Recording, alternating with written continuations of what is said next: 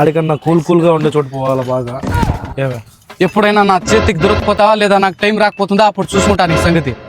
సరేలే పోరా పో. చూసుకుంటా అప్పుడు చూసుకుంటా. పో చూసుకుంటావులే పో.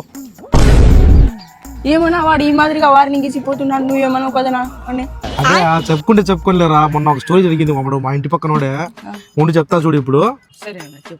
అది కాదురా, వాడు మా ఇంటి పక్కనోడే అని చెప్పినా కదా. వాడు ఏం చేసినా అంటే షోరూమ్ పోయి 50 ఇంచెస్ టీవీ తీసుకొచ్చినాడు. తీసుకొచ్చాడు గమ్ము ఉండాలి కదా, వీధిలోకి తీసుకొని వచ్చి ఆటో మాడడం వీధిలోకి తీసుకొని వచ్చినాడు. ఆటోలో నుంచి దింపి వీధిలో అందరికి చూపించి ఇంట్లోకి తీసుకొని పోయినాడు. అది ఎవరు చూసినారో నా భార్య కూడా చూసింది. నా భార్య ఇంట్లోకి పోయినాక నాకు ఫుల్ గా వాంచింది, ఏట్లు పడ్డాయి. ఎందుకంటావా, వాడు పక్కింటి చూడు బాగా టీవీలు తెచ్చుకుంటాడు, అన్ని తెచ్చుకుంటాడు, వాడు భార్యకు బాగా హ్యాపీగా పెట్టినాడు అని చెప్తున్నాడు. ఆ రోజు నా భార్య నన్ను తిట్టింది, కొట్టింది, అంతా చేసింది ఈ నా కొడుకు వల్లే.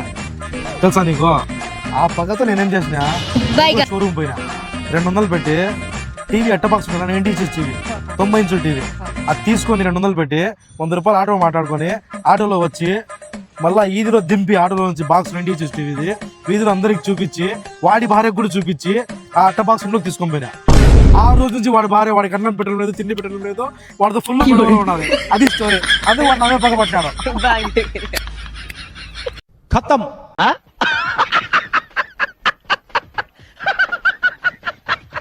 Please subscribe.